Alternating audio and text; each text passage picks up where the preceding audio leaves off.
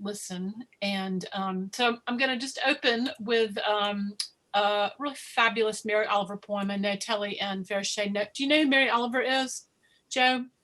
Oh, yes. Oh, yeah. Okay, good. So I won't go into who she is. So she actually wrote an entire book about grief and death when her partner died, called Thirst, and it is fabulous. This is not from that book, but anyway, it's one of my favorite poems about death that she wrote, and it's called When Death Comes. When death comes, like the hungry bear in autumn, when death comes and takes all the bright coins from his purse to buy me, and snaps the purse shut. When death comes like the measles pox, when death comes like an iceberg between the shoulder blades, I want to step through the door full of curiosity, wondering, what is it going to be like, that cottage of darkness? And therefore, I look upon everything as a brotherhood and a sisterhood. And I look upon time as no more than an idea, and I consider eternity as another possibility. And I think of each life as a flower, as common as a field daisy and as singular. And each name, a comfortable music in the mouth, tending, as all music does, toward silence. And each body, a lion of courage and something precious to the earth. When it's over, I want to say all my life, I was a bride married to amazement. I was the bridegroom taking the world into my arms. When it's over, I don't want to wonder if I have made of my life something particular and real. I don't want to find myself sighing and frightened or full of argument. I don't want to end up simply having visited this world. Nice. So good. She's really good. She's so good. If you haven't heard her interview with Kristen Tippett, who does a fantastic podcast called On Being, she interviews Coleman Barks and Thich Nhat Hanh, really fantastic people. That interview with Mary Oliver is just, it's incredible. I've listened to it at least 10 times. Is that on YouTube? I think just Google it. It's Yeah, there's a channel called On Being, and it's a podcast. So if you have a podcast app on your phone, you can get it. Yes, podcast. It's audio. He also has On Being a poetry section. Yeah, I've seen that. Yeah. She loves That used a to be long my time ago. Every It's a week. good reminder. Yeah. I've never heard any of her interviews that weren't good, actually. And she interviews people that I would never be interested in hearing anything that they have to say, but they're fabulous because she has such fantastic questions. I'm going to read Eric Tepperman's poem that he sent me today on death. Eric, lives in Myrtle Beach now. He's from New York, longtime Baba lover. He's read twice now. The title of this one is Good Morning, Death. Good morning, death. I know you wander the world day and night, but come in this world and sit at the table. God and I are having tea. Your shadowy face brings no fear. Here, there is only love. God and I drink tea together every day.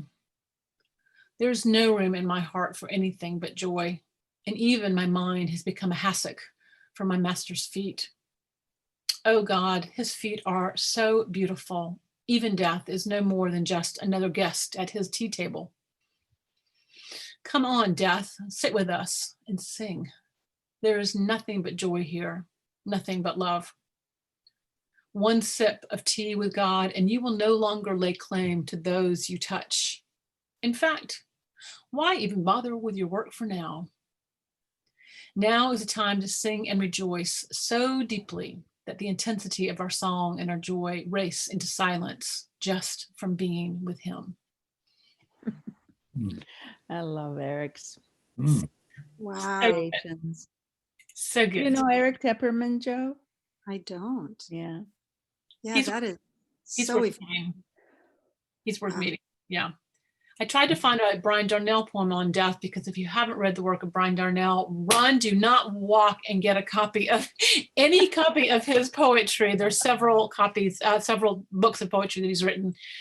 He's really, I think, I just think of him as a master poet, longtime Baba lover who lives in Athens, Georgia. And I rarely read poets who I just say, why do I even write poetry? I mean, there's nothing he hasn't already said that I can say better. And that's Brian Darnell that I feel that about. Yeah. Because he's so good. That is the thing that's, I think, always kept me from writing poetry. Because don't read his work then. Because he'll be like, I can't, his work is mind blowing, I think. But seriously, we don't write because we want to compete or be a great poet or anything. But it does affect people. We do it because we need to. Yeah, it does have an effect on people. I mean, I think that's just a reality. If you're serious at all about writing poetry, you can't help but find a bar that you feel you would like to rise up to, and then see if you can reach it. It doesn't even cross my mind. You humble person, you. Honestly, like, I don't know. It just doesn't. Yeah. For some reason. Good for you. I feel like that's true for me with art as well. I'm so inspired by other people's work. And I've thought a lot about how I need a kind of firewall to allow me the space to create without feeling overwhelmed by the beauty of what's already there. Right. Yep. It's true. It's very true. Yeah. Very well put. Yeah. I think with Maya Angelou, who said, all comparisons are onerous. And whenever as you can see, I compare my work to other people's, I have to really remind myself of that and walk myself through it. Yeah. It's just not helpful.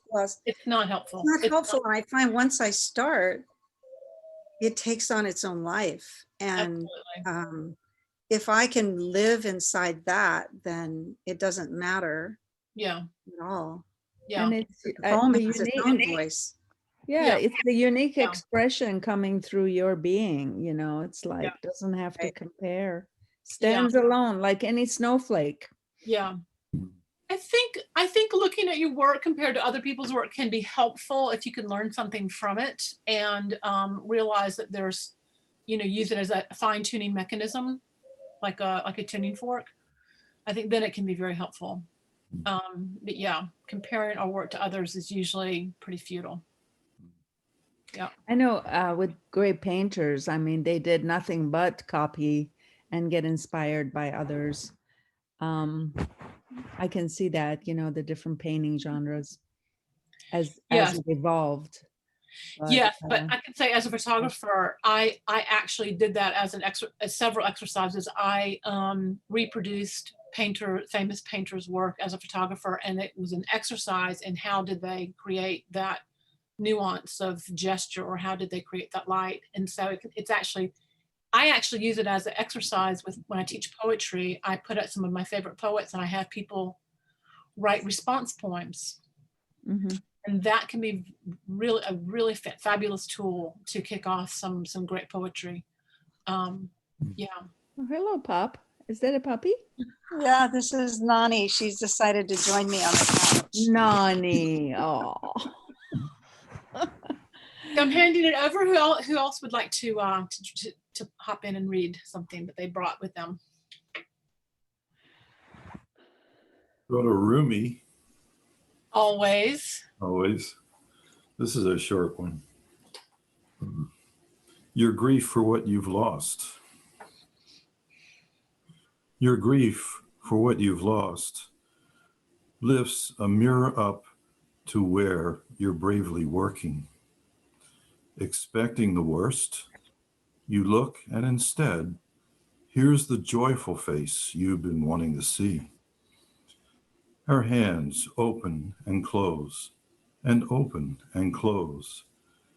If they were always fists, or always stretched open, we would be paralyzed. Your deepest presence is in every small contracting and expanding. The two as beautifully balanced and coordinated as bird wings. Hmm. Wow. I love that. Thank you. I always like that line that your grief for what you've lost lifts a mirror up to where you're bravely working.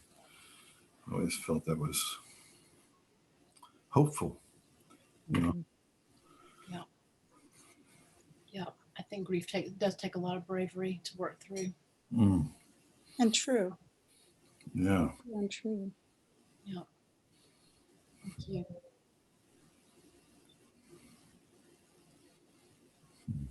Remy, another one, Telly, or Remy No, never, I just had that one. That's one I had on hand. I can share one. yes, please.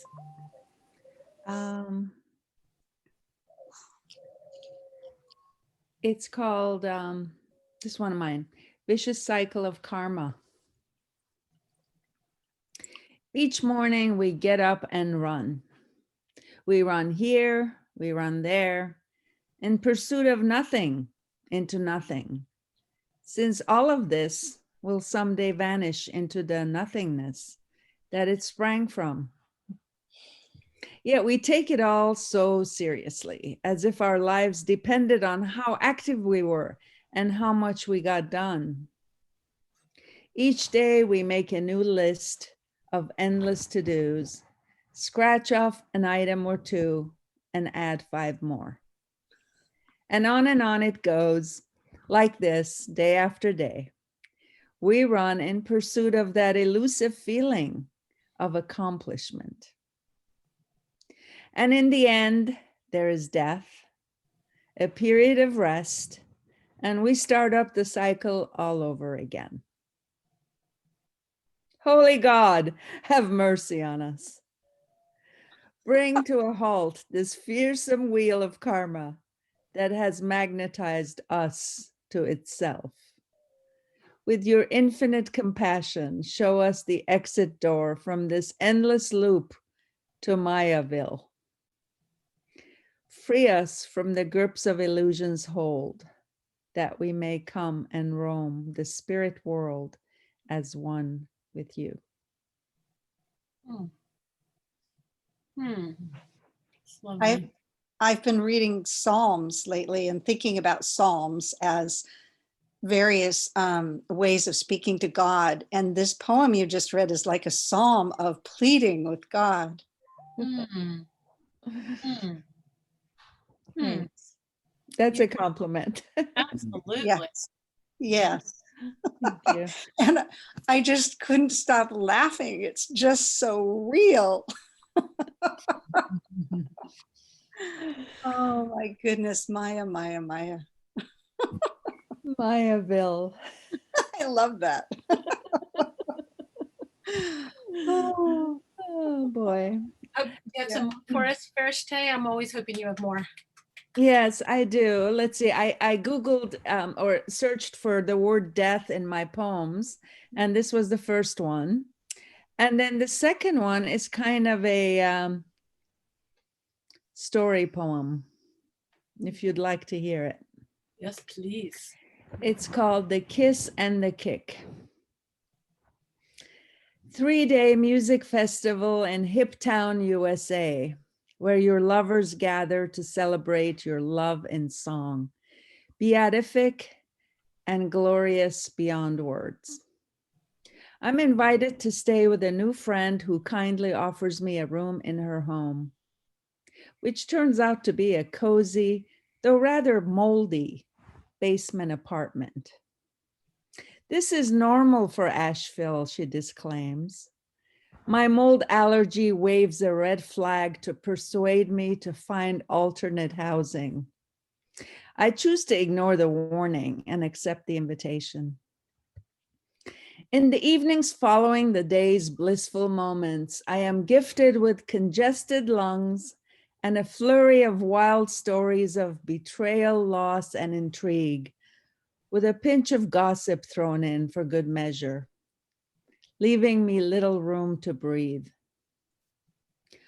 On the bright side, the new friend is a foodie and knows all the best places to eat. Driving back through the Smokies in the afterglow of the intense weekend of song, dance, and fellowship.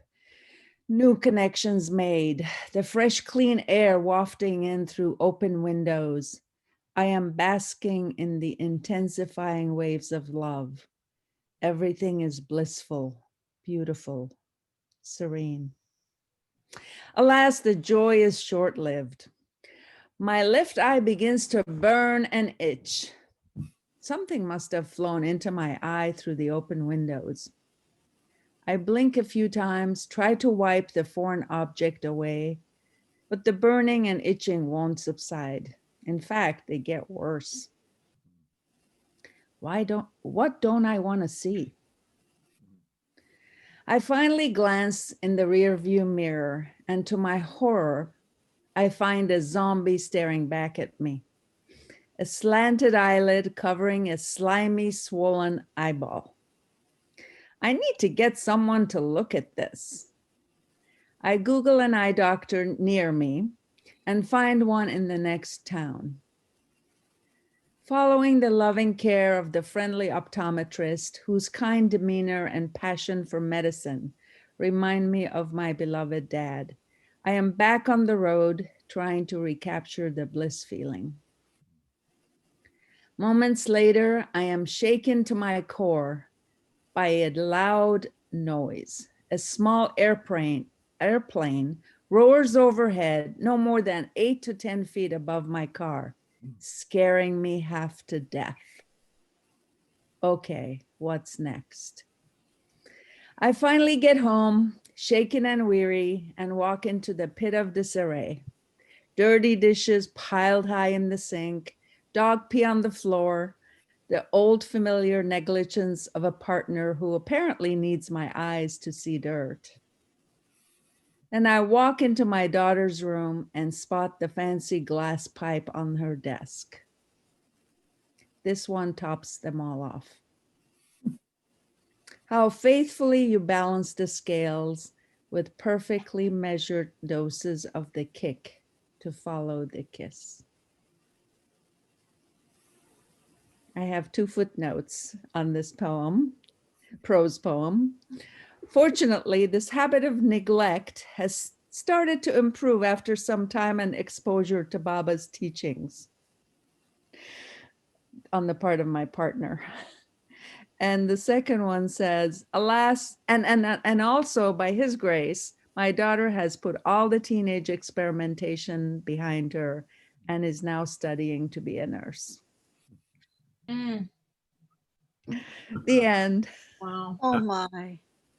We can all relate to that. Hmm. Oh, Yeah. kick and the kiss. No kidding.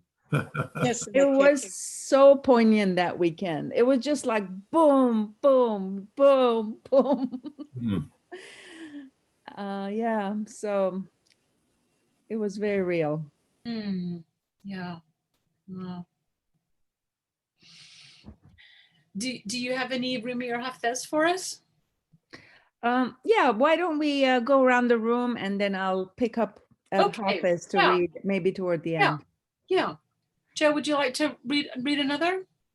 I would love to. I was thinking there's this poem that I'd like to read that's by Steve Slamenda, who's a Baba lover here in Oregon, that he just shared with us the other day. And it's just so elegant, and it's not really about death, but it's so lyrical. I would love to share it. It's very short. And then if I had not just packed my entire house up into my studio so that I could get new carpets, I would find Mary Oliver's book and read the one about Blackwater. So beautiful. But I'll get Steve's poem. It takes just a second to get it because I wasn't really prepared with it. Can you say his last name again? Slamenda. Slaminda.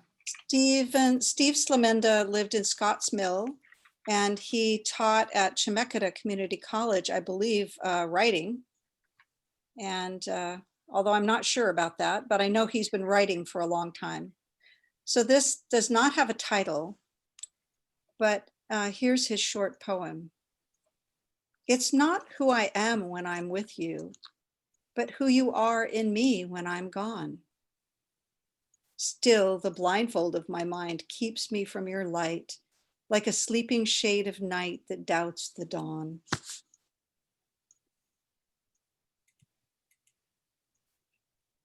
Hmm.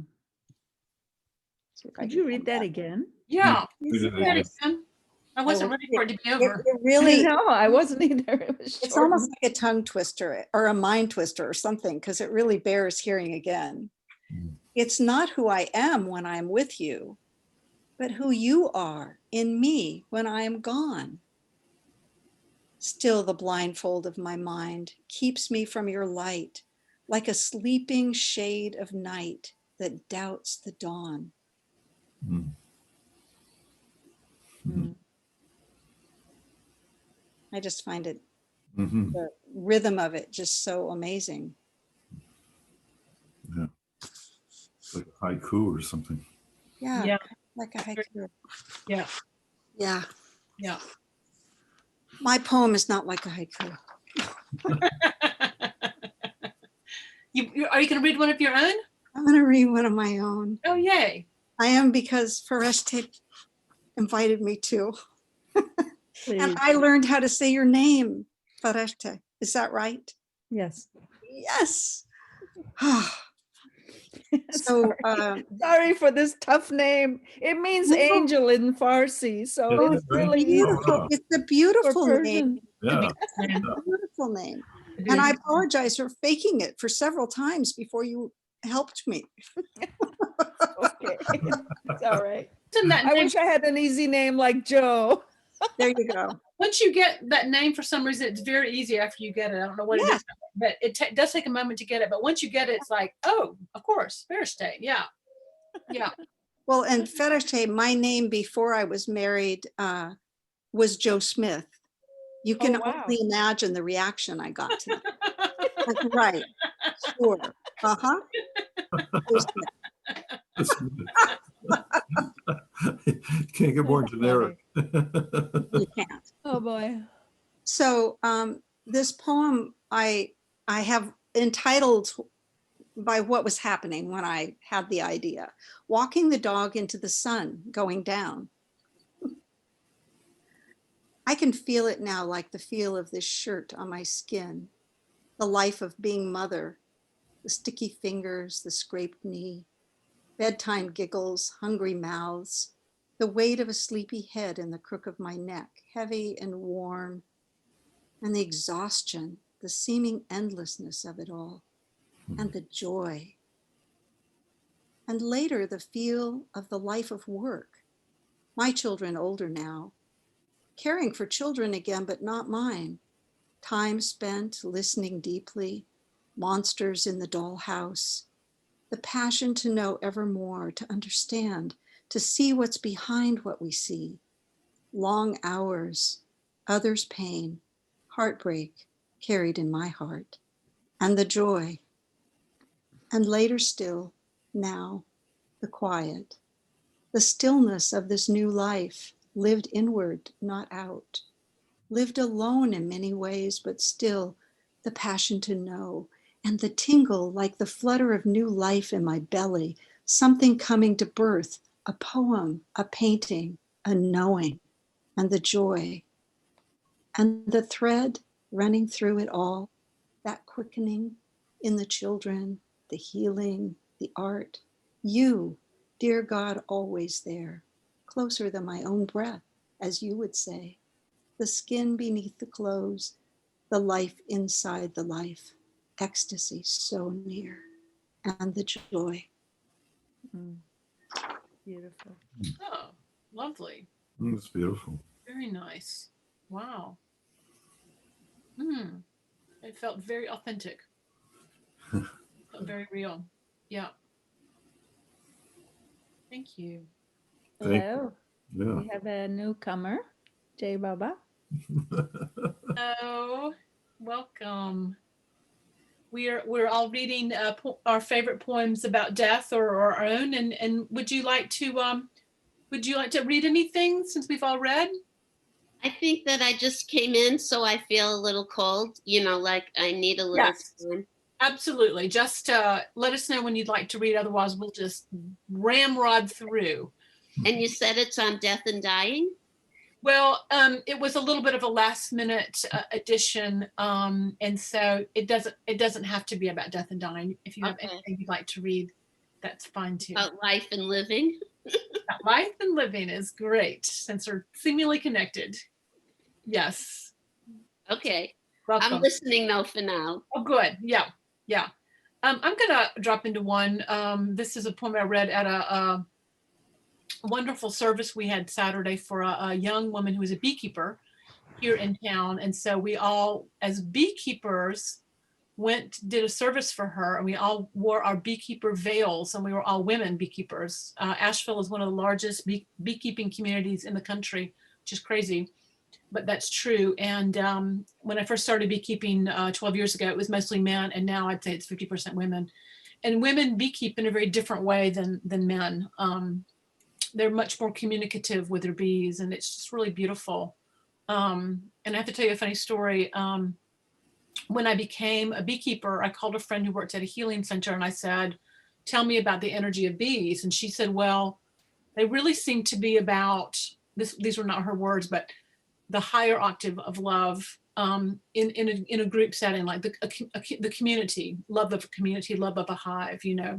And then she said, if you're angry, do not go into your bees because you will get stung. And so I thought, well, that's it for me. I'm angry 23 hours a day. I cannot be a beekeeper. So I spent the next year working on some anger issues, and I went into my hive for the first time with no veil on, and I did not get stung for at least a year and a half. I literally never got stung for a year and a half. And it turns out, if you look at the history of beekeeping and you look at the people who made great discoveries that were really influential on the history of beekeeping, they were primarily monks and priests. And when I looked at that, I thought, oh, these were people who were very gentle beings. Anyway, I just wanted to share that because I've been, Mayor Baba said that the three most important insects in the world, among the three were bees. What were the other two? Ants were the second one, and I don't remember the third one, but as a beekeeper, I discovered that 1/3 of everything we eat has to be pollinated by a pollinator, and bees are one of the primary pollinators in the United States. So it turns out bees are actually extremely vital. They're not just important, they're vital to the well-being of our planet. And ants, I don't know if this is why Mary Baba said this, but ants, they eat so much dirt and other things, and they actually create a kind of iron filling in the things that they eat. And it is thought that ants have a very large influence on the way the poles on the earth sit, because they are so connected to iron in the soil. Wow. Isn't that crazy? It's insane that Bob, just like, it's so beautiful that he knew all that. I'll find out what the third one is and tell you next week, because I should know that. So this is the poem I read at her service, and it's called Make a List. And I read it at the Baba Center. Make a list of things you love, swirling flowers curled into buds about to bloom. A friend's gorgeous hair, your own soul on fire. Let them reach in and lift the pressing weariness of this world, releasing the false belief that the tender infant that your life is was ever meant to be a burden. Releasing the false belief that the tender infant that your life is was ever meant to be a burden. In this time we are in, open the tiny buds.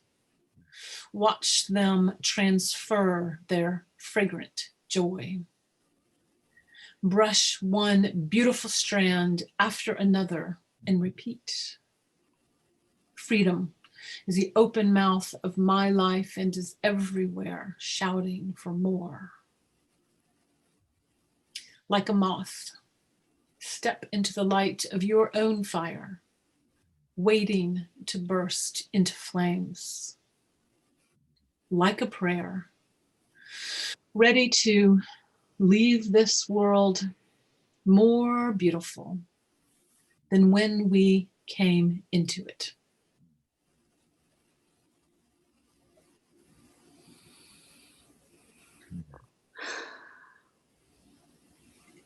Lovely. Mm.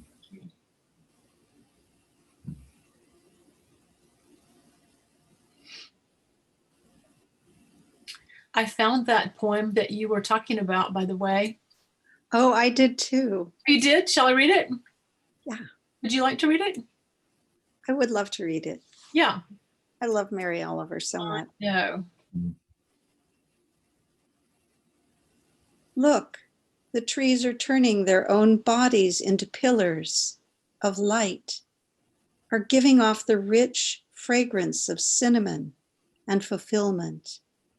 The long tapers of cattails are bursting and floating away over the blue shoulders of the ponds. And every pond, no matter what its name is somehow now is nameless now. Every year, everything I have ever learned in my lifetime leads back to this, the fires and the black river of loss, whose other side is salvation, whose meaning none of us will ever know. To live in this world, you must be able to do three things: to love what is mortal, to hold it against your bones, knowing your own life depends on it, and when the time comes, to let it go, to let it go. The title of the poem is In Blackwater Woods.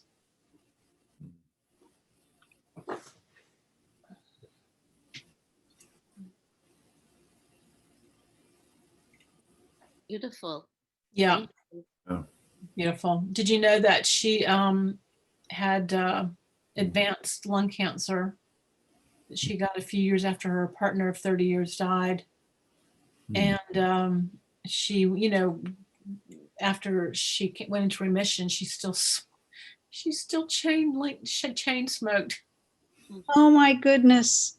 I know, isn't that crazy? And I thought, I just don't think of Mary Oliver as having any vices whatsoever. So No. when I was listening to her interview with Kristen Tippett, you know, you could hear her smoking like through the entire interview. And I thought, thank God she has a vice, because, you know, I feel better about myself. I mean, just how What this makes idea you that think Mary, smoking is a vice? Because it kills you? she had lung cancer. She had advanced lung cancer and she was smoking afterwards. Oh, Not wow. really the smartest thing to do, you know? It's just a habit. Hard to break. It is a habit. Yeah. Her partner who Well, died. it's a chemical addiction too. What? It's a chemical. Oh, you got muted. You got muted. Yeah. It's a chemical addiction too. Absolutely. Nicotine. It's an addiction, no I mean, question. we have friends who use the gum instead of the cigarettes, and they are addicted to the gum now. So Yeah. Yeah. I guess it's better than smoking, but it's still an addiction. Right. Yeah, absolutely. Well, I have more, but I think it's, I'd love to hear what someone else would like to read. Should go look. I have one too, but how do you say your name? Terry and my partner's Diane. Okay. And we Terry. share this, we share both our computers, so we're both on there. Ah, Wonderful. If you have something to read, But you go ahead, because I gotta look. well, this is kind of a confessional. And again, this popped up because I was searching for death in my poems. It's called Losing Oliver.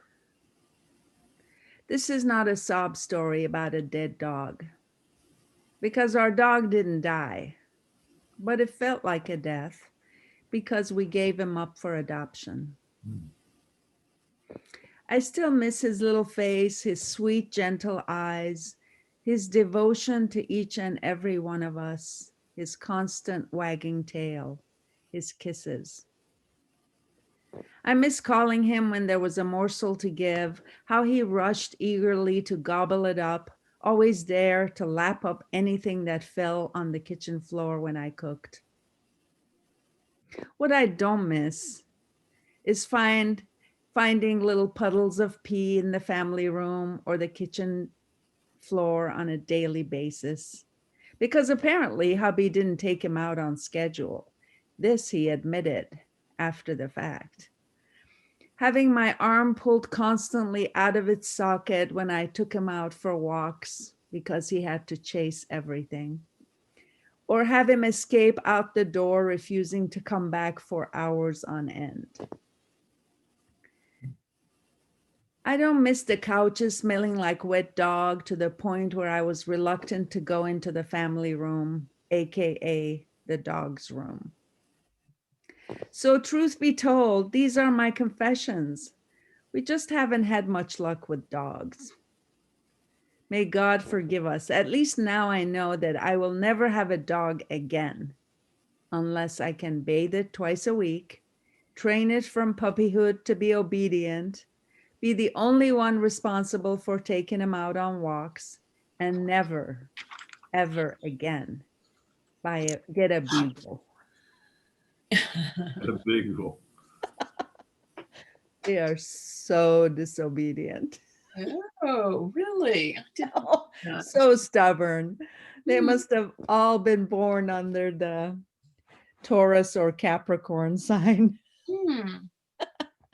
Hmm. Anyway, it's my confessional. Thank you. So the poems you're reading are from your own, you all write? This time, But both. We're reading our own work and other people's work. So you feel free to read either. Okay. I might need to wait for next time because I wasn't prepared for today. Absolutely okay. Yeah. No worries whatsoever. Just an invitation if you like. I'm listening, so it's Okay. Good. Yeah. Yeah. We're glad that you're here. Thank you. Telly or Joe, would either of y'all like to read something?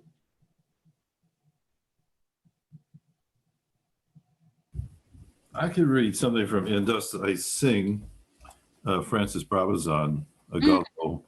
This is a guzzle that I got drawn to because I'm a songwriter, but it does have an element about grief, which I think is how some great songs get written. Misfortune is the ingredient in my food that nourishes, and grief is the water around my song's root, and my song flourishes. How little do they know who seek wealth and increase of pleasure? In trouble is health, and under ruin is the best treasure. Without separation, how could the beloved's beauty increase? My tears are mirrors of loveliness. I pray they never cease. Even these myriad mirrors are not sufficient to show all my beloved's charms, and ever more restless I grow. It is the restlessness of wind that sustains fire's leaping flame. I pity those who want comfort and peace. How pale their lives, how tame. The wind and the shuttling sieve are pipe and drum to the dancing grain. The beloved's breath makes the dust dance madly along lover's lane. A grain from song's harvest fell in the dust, and this my grief nourishes. And since my beloved is pleased with my songs, my whole life flourishes.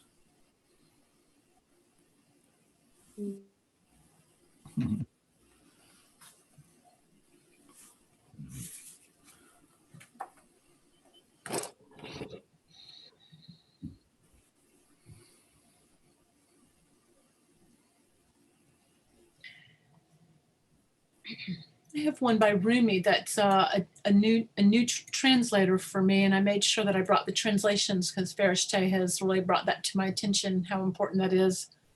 And this one is translated by Jonathan Starr, and there was a book that he gathered together of Rumi's work called In the Arms of the Beloved. I had not heard his name before. It's called Remember Me. I will be with you in the grave on the night you leave behind your shop and your family.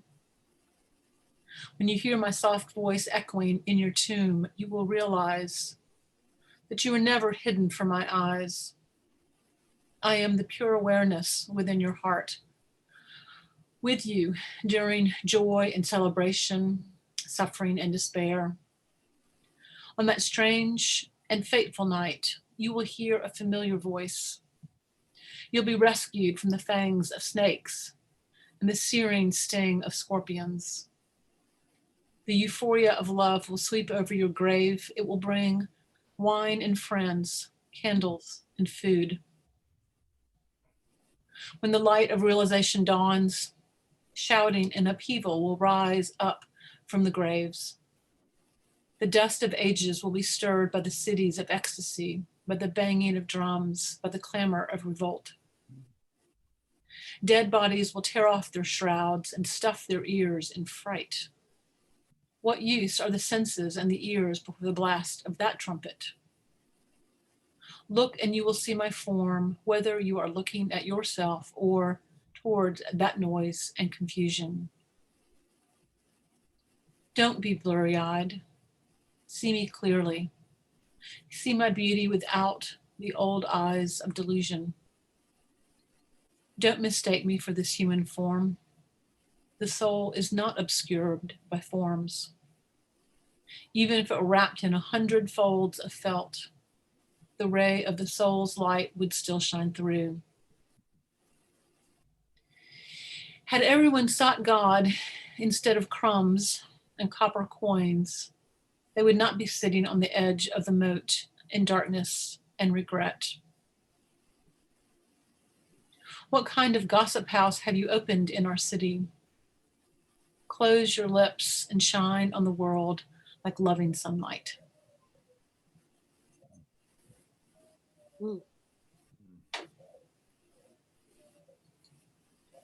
It's quite different than Coleman's translations, isn't it?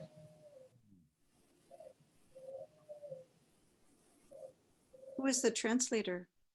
I just shut the, I just closed it.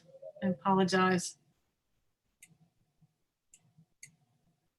Tracy's bird is always good company. Oh, yes. I love Right. Perfect company to poetry. Yes. My white turtle dove. I have a poem to close with if nobody has one that they're burning to share. I Oh, have Joe, would you like to share one? Yeah, go ahead. one more. It's kind of, in a way, it's interesting given the times that we have right now. You know, waiting for the results of the election, et cetera, et cetera. It's entitled Here Now, Musings in the Time of Pandemic. So here we are, many seasons past, many years gone, enough to know the truth of my sometimes abysmal failures, see them for what they are, long enough to see the few glorious moments of success. I once had a standing ovation from people I respect. How great is that? All part of this package, this life. And now I am left with just this moment. Sweet smell of basil growing, acrid smell of tomato leaves, fruit ripening, delicate purple of the eggplant flower, glint of water as it sinks into soil. Around me, the world falls into chaos, dangerous virus, ever more poverty and pain of all kinds, death and grief, civil unrest. People are being unkind, sometimes violent, shouting each other down, not listening. And people are being deeply compassionate, finally realizing our undeniable relation to one another, moved to outrage at injustice. silent no longer. As Rumi says, a guest house, each day a new visitor, a surprising pain, a sweet joy. I look it all now squarely in the eye, unblinking, then breathe deep, take it tenderly in my arms, rock it gently, rock it gently. It's what we have here now. Thank you. It's very nice. Lovely. Yes, really nice.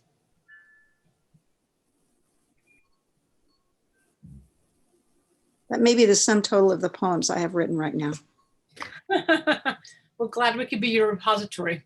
Maybe I will give you the inspiration before we meet again. I think there's great potential there, Joe.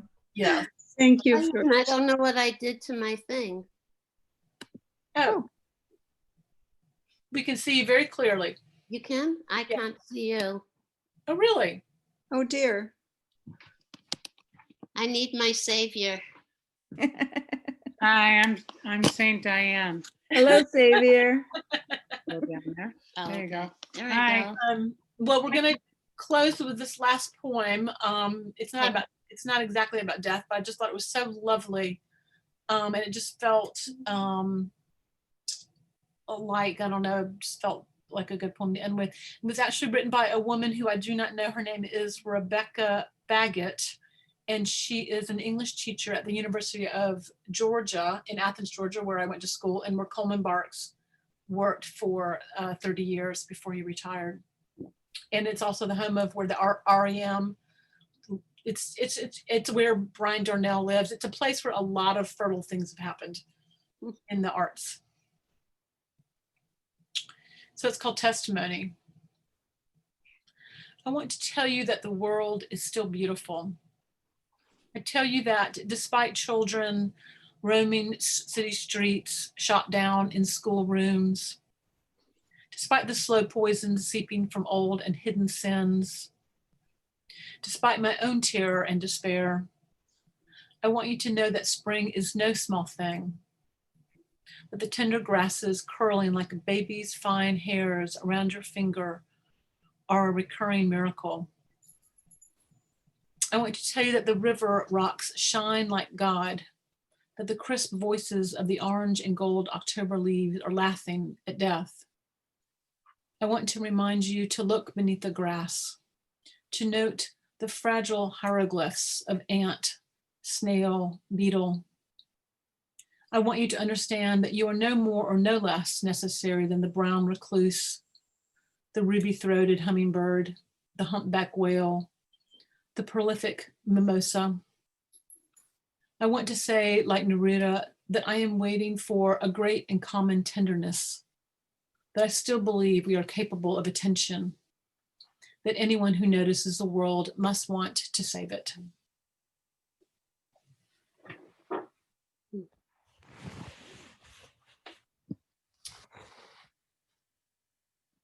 So thank you everyone for your kind attention and listening ears and sharing your voice. And first day, I actually forgot that we said we were gonna read our own work. And so anyway, That's it was, okay. it was a This nice was a- amalgam. Yeah, time for our own poetry, so this is no Yeah. problem. And there's always time for Hafez. Absolutely, yes. And it was a good amalgam. And we will do our own work again and make it a night of just that, just to do it. Next week, we are going to be reading Native American poetry. Ooh. And there are some fabulous Native American poets out there, like really incredible Native American poets.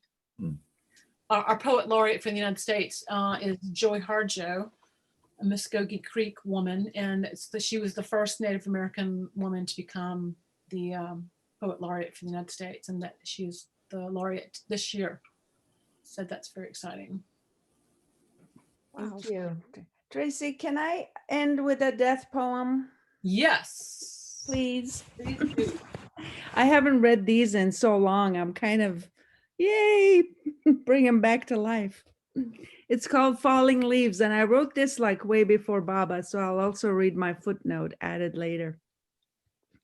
The mad dance of falling leaves reminds me of how impermanent everything is.